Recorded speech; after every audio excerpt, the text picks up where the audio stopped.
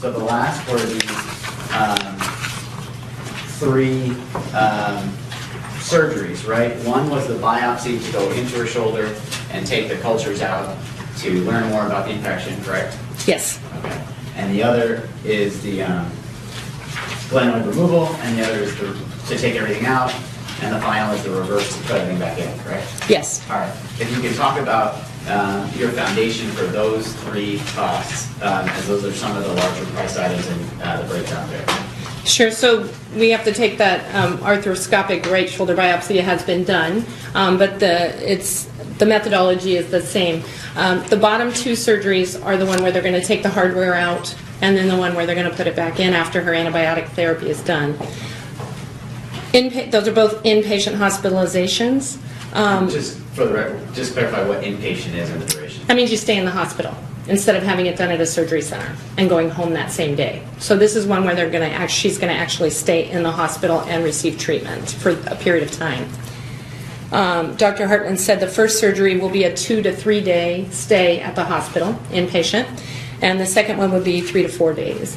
And that is right in line with the sources we use for average length of stay for that procedure. So with hospitals, the sources are a little bit different because you have inpatient charges, which are global. So I use the VA reasonable charge data. It's a national database. They talk about how much any particular procedure costs in a hospital. Sorry to interrupt. The VA reasonable charge data. Okay. And the VA is? The Veterans Administration. They keep this data, and it's a very well-respected table that's frequently used. Okay, sorry to interrupt. That's okay. Fair Health is one of my sources. They also talk about inpatient hospitalizations, and American Hospital Directory, which I did not use, but Dr. Jesko did. I used my other two sources for the inpatient stay.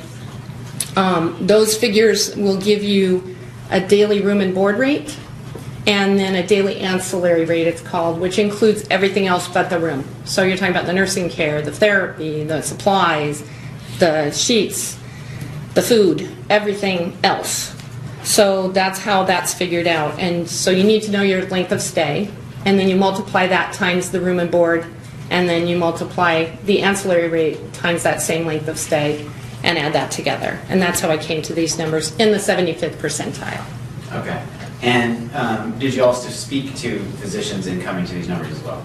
Yes, for sure. Dr. Hartman opined that it would be in the same range, and so did Dr. Downing. And then I read a report by Dr. Fithian. Sustained. Okay. In coming to the foundation for your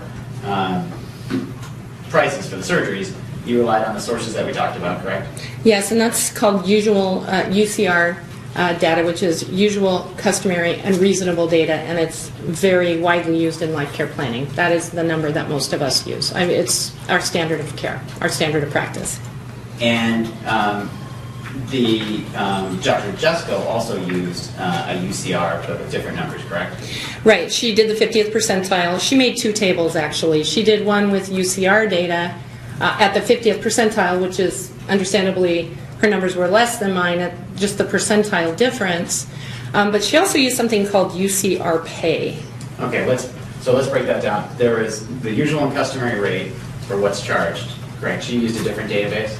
Right. She used American Hospital Directory, okay. AHD. And let's start with these, before we get to UCR pay. What were her numbers for these three surgeries using this regular UCR, usual and customary rate number? Just refer to my file real quick. Sure. All right, no objection?